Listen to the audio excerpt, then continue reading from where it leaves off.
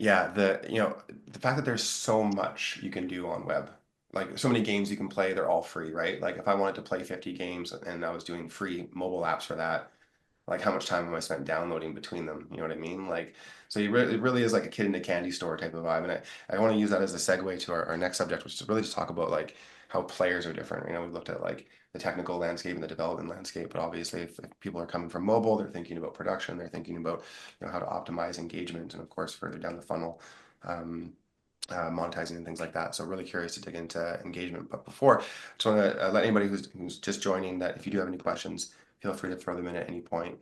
We'll pick them up live as we go. So Everton, I'm going to come to you with this one. Having, particularly, taking one game from mobile to web, what are some of the things you learned about how players are different, right? Like what exactly does that look like from, your normal sort of hyper casual KPI focused development? What did you see? What did you learn? Good question too. Uh, Given we start with the simple games, was easy to understand and analyze how players behave in very hyper casual experience or even a hybrid casual experience. Um, we made a lot of tests in CrazyGames about this, comparing the numbers. I can mention a very interesting case. When we tested a game in mobile and web, we could manage to see more revenue on web, even Mm, with CrazyGames platform behind. So mm, very interesting for in 2021, man, Rafa. But very interesting case to compare, right? A lot of change because we have made barely two markets. We have the desktop web and we have the mobile browser. mhm, Completely different approach because the player plays differently. For example, on desktop, the retention is different, is lower, Is but it is the it play it's time lower? is higher. Okay. Yeah. Okay. Got Yeah, it. Lower the retention on desktop. retention is a bit lower, but play time is bigger because it's Mm-hmm. a ritual. Just Mm-hmm. sit in the chair and play, and then it's more comfortable, much more Mm-hmm. meaningful experience. So this kind of and different mechanics, and for example, meta games work better and desktop than web. It's similar, but slightly different. KPIs and even analytics changed because it's not easy to track the player and desktop and web. For example, they Yeah, I mean, so usually many things, right? Like fundamentally, yeah. there isn't even really like for mobile developers listening in who have never shipped a web game. One thing that just blew me away learning about it is that there is no install on web. Not Hmm. really, right? Like game gets fired up and we can call things and install in our SDK and what have you. But unless you're a Crazy Games with that back end behind the platform, and that back end's connected to third Hmm. parties like ours, you're not really getting retention numbers anymore, right? Which is just wild. Hmm. So much Exactly. of it is session. Yeah.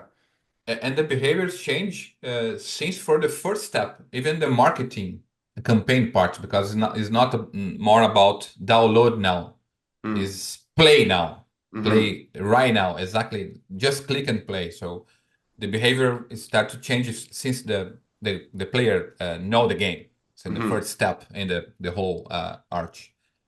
Very interesting experience to explore.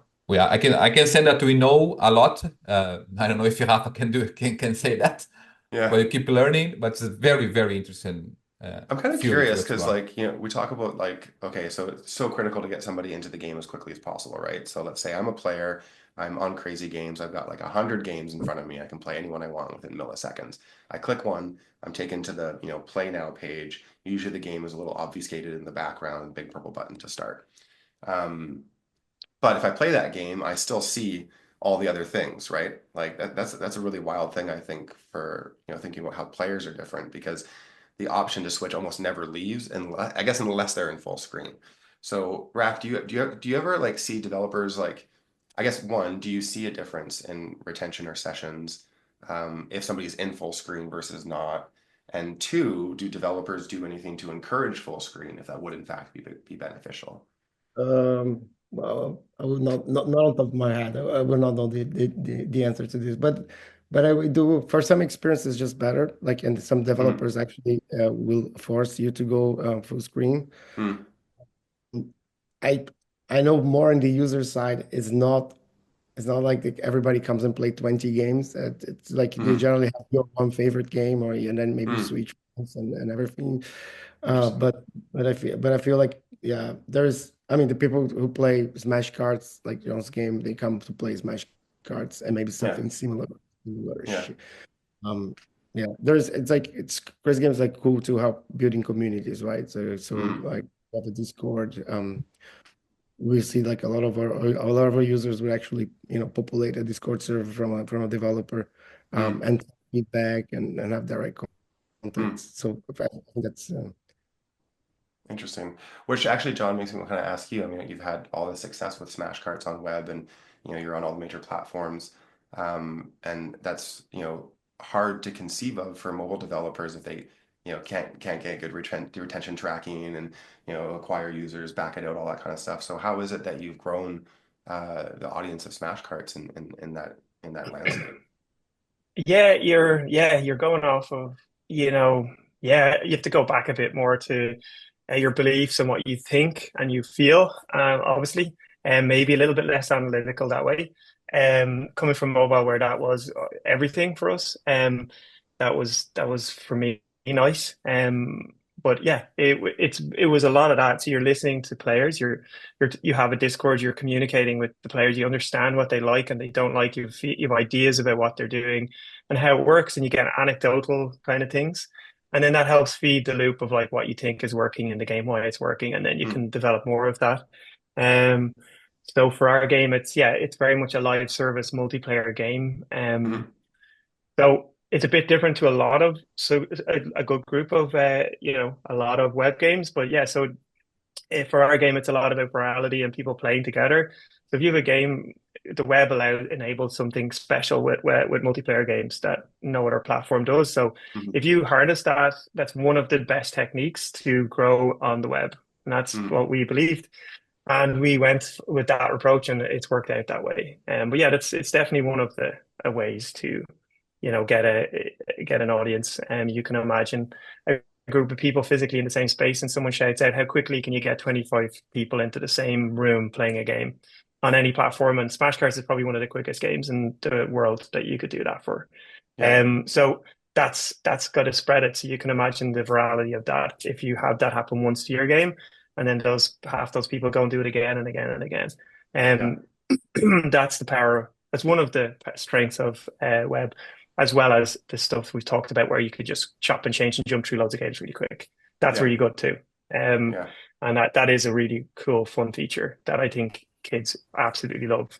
Yeah. Um, that we definitely as adults maybe don't appreciate it as much, but I do think younger people love just clicking around new games and not having to wait for it to download and all of Hmm. the, the stuff you have to do to get an app installed. It seems simple, but it's, as a game developer who, on the App Store, all of us have researched games on the App Store, and you have to go and download every 10 different versions of that kind of puzzle game if you're making something similar to that, and how long and laborious it can be to go on to every single one of those games and try them out. If those are web games, you get it done in like 1/5 of the time.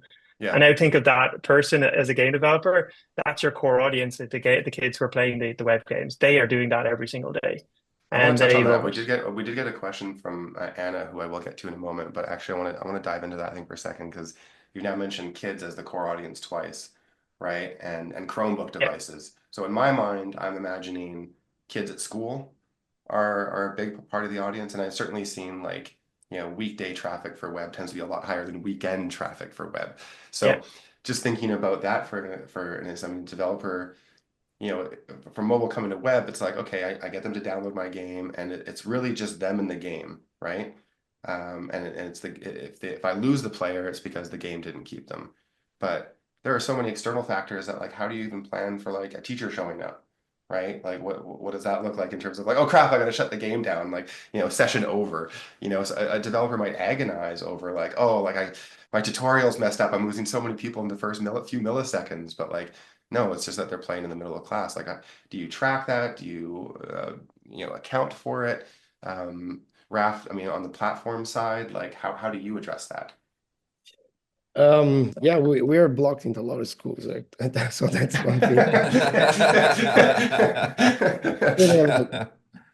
We got on TikTok, like I think that's the number one message that we got. There's like, oh, it's blocked on my school, or like, you know, so It's a success milestone, right? It's an yeah, achievement. yeah, Get it blocked is. in schools. CrazyGames is very well known among like, you know, school kids, especially in the US, right? Do There's you like, think do you think that that maybe is contributing to the increase in mobile web players, right? Because I imagine if they're on data, they're not necessarily as blocked. that as well, right? But I also Mhm. feel like, so if we look at, yeah, during weekdays, you know, it's more, I would say, more used, especially Mm. on the desktop and Chromebooks. But on the weekend, actually, the mobile web is stronger. So which Mm. is right. So audience itself, I would say these days, it's not just kids. I think particularly for John's game, it's a very bright game, like, you know, very Mm. colorful and everything. But we do have like Mahjong and a bunch of puzzle games, or like is this Match 3, which are kind of like, it's not kids that are playing, right? We're talking Yeah. about like retired people, or, you know, the typical 30 plus audience. Yeah. And I feel like, yeah, but it didn't change, right? Like I used to play like a mini clip or Newgrounds when I was in on school, Hmm. and this is still the case, right? So Hmm.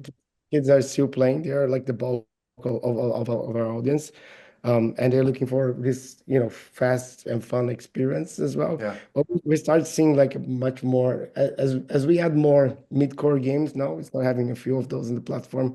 Mm. And you know, then it's a whole different game, different audience. You know, people they're very immersive games.